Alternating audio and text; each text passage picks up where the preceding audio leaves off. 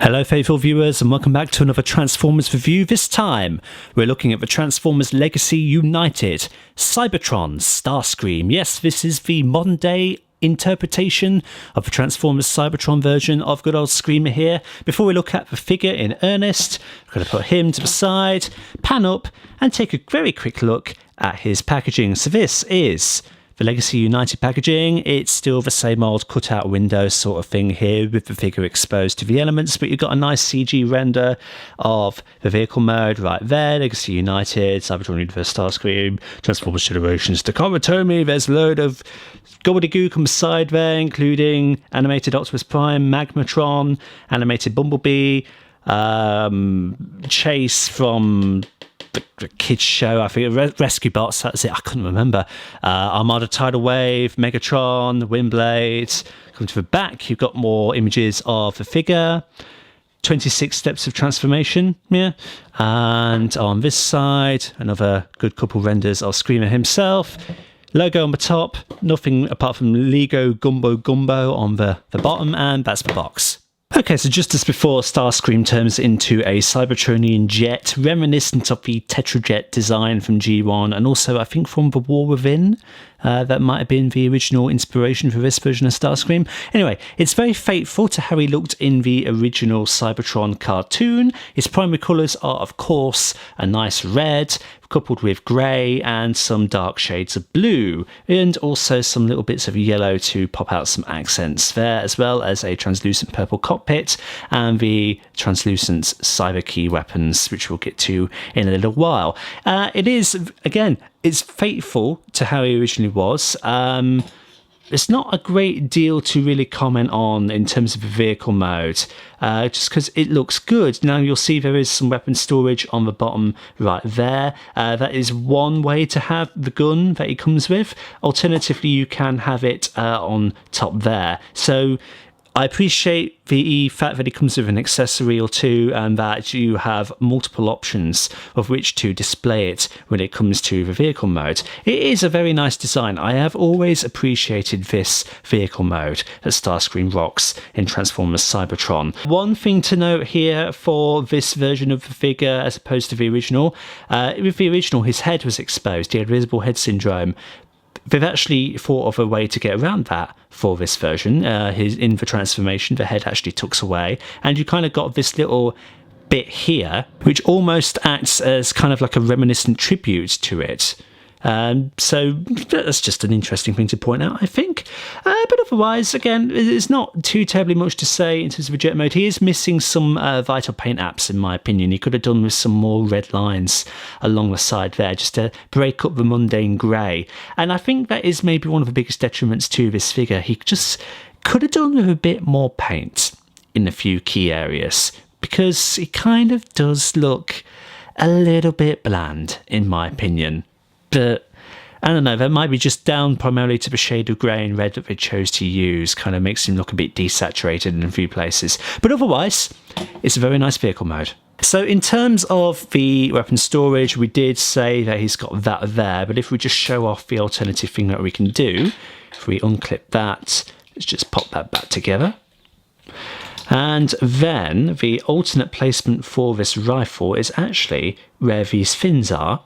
And if you flip that, I think it wants to be that way, and approach it from the rear, there are a couple of tabs on the back end of the fins which go into grooves on the rifle, and there you go. That is an alternate placement for his gun. That doesn't look too bad either. I think I prefer personally having it on the underside because it looks just a bit neater and it's a bit more tucked away, and it's a bit odd for a jet to have a gun up top there, but honestly that doesn't look too terribly bad. Coming down to transformation then, now I will say my figure is beset with QC issues, and they will probably rear their ugly heads during this transformation sequence, so just be warned. Right, so the first thing that we are going to do with Starscream here, I think, is to unclip the little gap filler bits here. So might actually help to disconnect the ring area first by pulling apart the arms, which are attached via these really kind of crap pegs, and I will say these don't hold very well. You really do need to squeeze these to try and get them locked in place. So maybe disconnect them first, get those bits spread out of the way, and then that'll free you up to open these out and rotate that forward like that. We'll finish off the legs as we're here, so let's bring the feet, clasp them like that, and then rotate in the gap fillers. Just like that. We're going to rotate the nose cone bits in there, and then on the sides of the feet we've actually got the heel spurs, and we are going to rotate them out until they are level facing the other way, and then rotate the legs just below the hips. And that is the legs basically all done. So panning up to have a look at the rest of the robot, we are going to turn our attention to the back here. We're going to come into this panel, we're going to pull it down and away, and then we are going to rotate this part all the way around, flipping up his head, bring all of this down like that until it snaps into place. Then we are going to keep the head level on the platform that it's on, and then we can push that back panel in, and that locks it all in place. And you can see that we're almost done. Now with the arms, we're going to rotate them forward until they snap into place like that and like that. We're going to rotate them 180 degrees like that. Then we're going to rotate this bit away. We're going to fold out the fist, collapse it back in, bring that down, and that is one arm done. It's the same thing on this side, and this is the delicate arm for my figure where all the QC issues are. So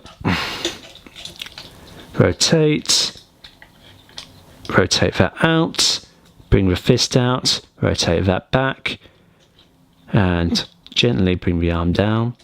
Then final thing, these back fins, split them apart like that, it comes out. That's a QC issue in my opinion. But spin them around to the back so they are drooping down. And there we go, that is Transformers Cybertron Starscream from the new Legacy United line, fully transformed into a beautiful looking robot mode, and it is so reminiscent of the original figure and how he looked in that old cartoon. It is the spitting image, and I very do much appreciate the way he looks. However, I do still think he is a little bit bland in a few places, especially the legs, and I don't know if he's missing anything really in terms of paint up top. That is certainly the most colourful part of him, but I don't know, just having him in person, again, I think it's the shade of grey primarily, and if the red was a bit more vibrant it might look a bit better, but just in person, to me at least, he kind of does look a bit boring. I don't know what it is exactly. Let's take a look at that head sculpt before I critique the figure about its more fundamental issues. So that's a very nice head sculpt. You've got a very accurate look to Screamer from Cybertron there. He's got a nice smirk about him. He's got gleaming purple eyes. That's beautiful. You've still got the yellow bits on the side there. Nothing's really changed in terms of detail and deco. It is all still the same from Jet to Robot, but he does obviously have this massive profile about him with these massive rings on the side there. And just proportionally he's really nice. These cannons on the side here do not rotate at all, and they are unfortunately fixed in place, but that was true of the original Voyager class figure as well, so it's not really a hard loss. And then in terms of back kibble, there isn't a lot to speak of. There are of course these back fins on here, which is again accurate to how he was in Cybertron, but other than that, that's it. And of course he's got the new gap filler bits in there, so he looks good in terms of the legs. And yeah, overall profile amazing, and look very true to how he originally was. Let's quickly talk accessories. So he comes with this massive rifle, which in Cybertron did actually replace one of his arm plates after it actually got snapped off partway through the series. But in terms of this figure, it is just an alternate little accessory. So of course he can hold them in his hands like so. So that's cool. The only other place that you can put it in terms of robot mode is on his back. So if you come to this port right there and plug it in via the handle, that's good. I appreciate the weapon storage that we've got going on right there. And then, of course, the other thing that he comes with, amazingly, is a cyber key. Now, it is much smaller than the old Cybertron cyber keys, and it's arguably less detailed. Well, I mean, okay, I don't think it's actually less detailed, but obviously it's missing the border paint. It could have done with having silver around the edges there, but it's got a nice Decepticon symbol slap bang in the centre, and it's the right colour and everything, and, you know, it's just really nice to have this. It doesn't do anything on the figure, it doesn't activate any gimmicks whatsoever, but it's just nice to have. And Starscream at least comes with one where like characters like Override didn't, although I believe she is getting a reissue with a key, so that's interesting. And in terms of where you can actually put it on Starscream, now in the cartoon there were actually various places. Later in the series he ended up having slots on the arms like that, but this guy is faithful to how he was early on in the series and to how the original figure was, where you've got a handy dandy slot right in the back there, and it just sits nice and neatly right there. Again, it doesn't do anything, but it's just nice to have it. Starscream here is a very modular figure, meaning that you can do actually some interesting things with the null rays here. For a start, let's have a look at the quote cyber key gimmicks that he originally had. And in terms of this figure, they are just flip-out blades. So it's nice to see the return of these defining things for this iteration of Starscream. Very cool to have them. They are nicely detailed as well. You can see they are spitting full of grooves and lineage and all of that, so that's cool. But in terms of a modular thing, what you can do is actually you can pop these off, and there are various other ports on the figure where you can reinstall them. So you could have them on his forearms like that if you want to make him, I suppose, a bit more dynamic and less bulky up top. That looks pretty good as well, even though he did always have these on there in the cartoon, but still it's nice that you can do that at least with them.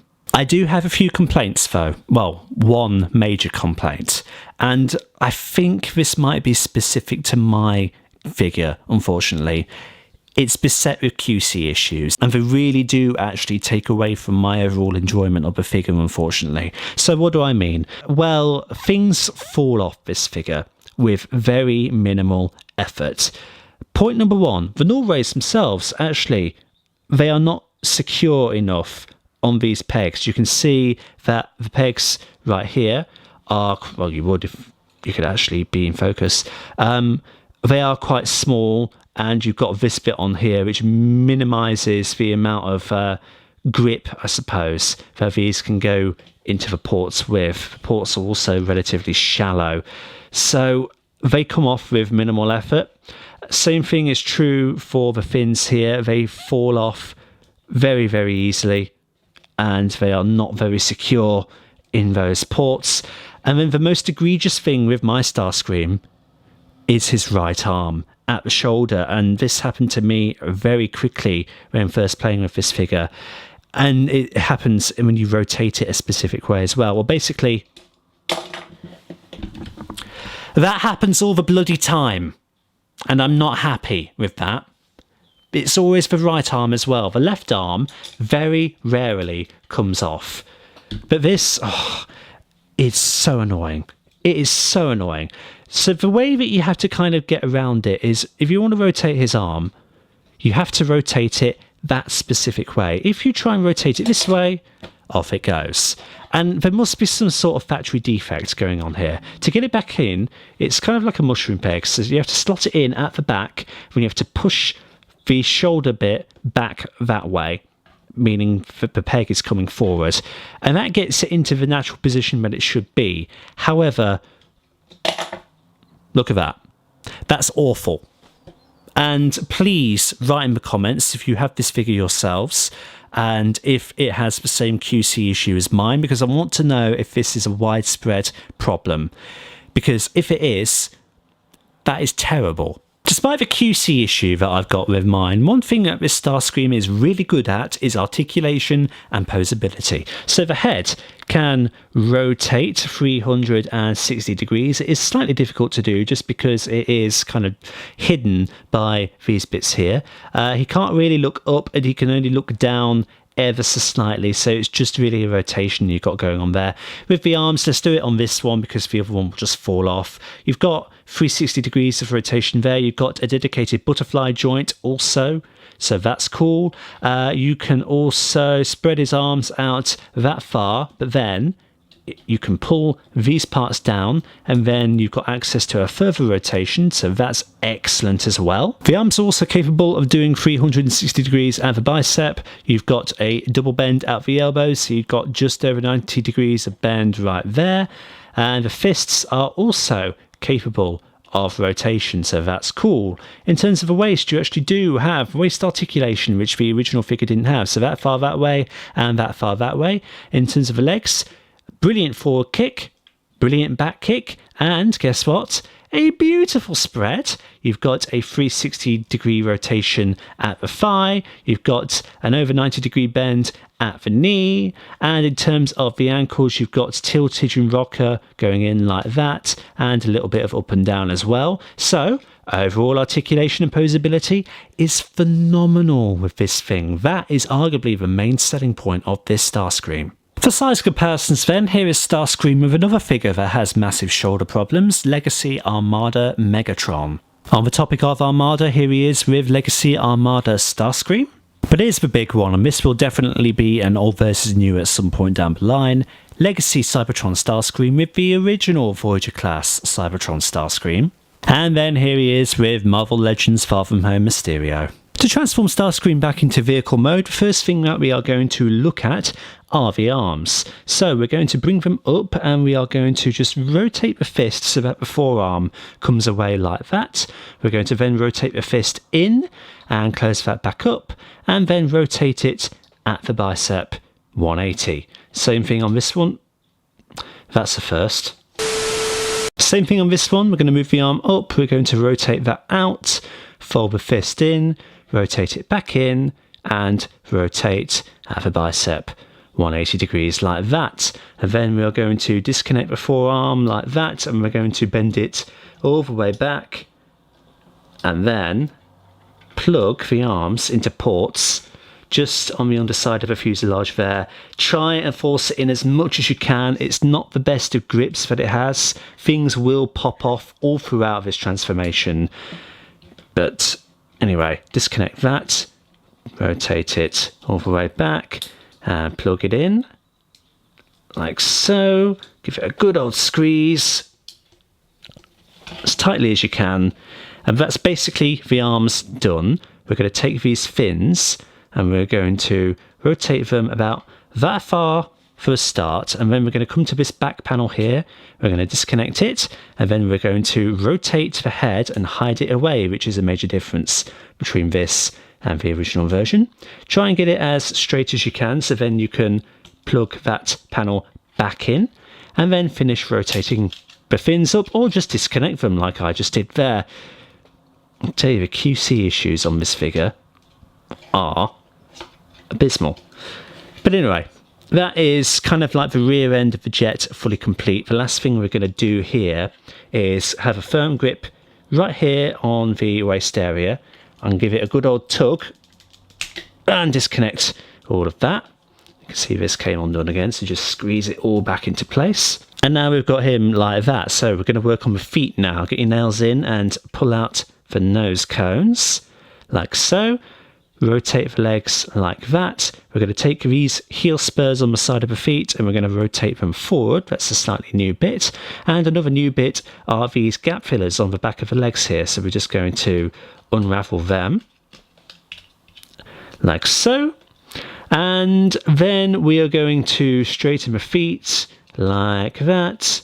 And we're going to shimmy the legs into the sides of the jets like we did on the original figure. Now, it might help sometimes to rotate them always up or just disconnect them entirely. We're going to see what we do here. There are 2 points of connection for the legs. There are little blue tabs there which connect into the inside of the kneecaps, and then there are the grey tabs on the bases of the feet here which will go into the underside of the end of the little nose area there.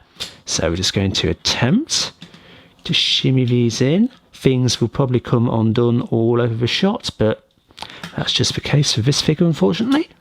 That's the kneecap in, and that is the nose cone. So that's one side done without much pain or misery. I'm just going to squeeze these back in. We're going to try and leave this bit hanging out.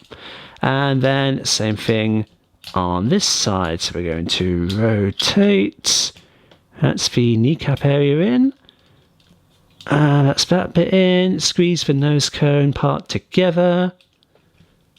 Quite a bit of force is required just to get it all completely flush. Yep. I'm going to reattach these arms here because they like to disconnect very easily. And then just about done. So the last thing we're going to do is for weapon storage. There are 2 places to have the big Norway cannon thingamabob here. I like to have it on the underside, so have it with the handle of the gun going in toward the robot, and there are 2 grey tabs right there which slot into grooves on the gun itself. So just plug that in like that, and then rotate the gap fillers and connect them together. And there you go, ladies and gents.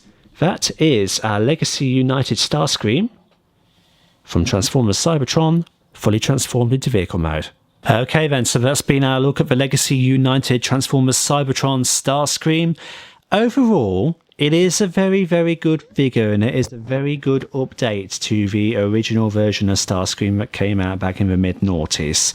However, my experience of the figure is tainted just because of the fundamental issues that are plaguing at least my copy of it, being that right shoulder in particular. And it just distresses me, the fact that I was looking forward to having this guy, and the first thing that happens to me is his shoulder comes off with no effort whatsoever. This figure costs £35, and for a new release to have fundamental issues like that is a kick in the teeth, in my honest opinion. Now, again, I don't know if this is a widespread thing, but it's such a big thing that it has completely tainted my opinion of this, unfortunately. Now, I'm not going to completely disregard the fact that it is an excellent update. Honestly, it is. Look at the posability that it's got. This is incredible. The old figure couldn't do this. So kudos to the new guy. It's wonderful.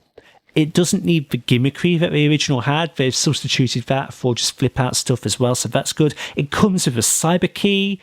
That's excellent. You know, detail wise, it's also very good. Again, I think it is missing some, well, okay, there you fell over there. it's missing some paint apps on the legs, unfortunately. But, you know, overall, it's really, really nice. But, I don't know, it's just something about that which has kind of soured it for me. So do I recommend him? Well, yeah, I think I do. Without much general hesitation, I do recommend him. But just buyer beware, because I would hate to think that that thing there is a widespread issue. If it is, shame on you, Hasbro. If it's not, then help. Basically, I don't know why mine is like this. But again, it's pretty darn good, all things considered. Just watch out. So thank you everybody so much for stopping by and checking out this video. Like and subscribe if you haven't already, and share it around to help out the channel. And until the next time, see you all later.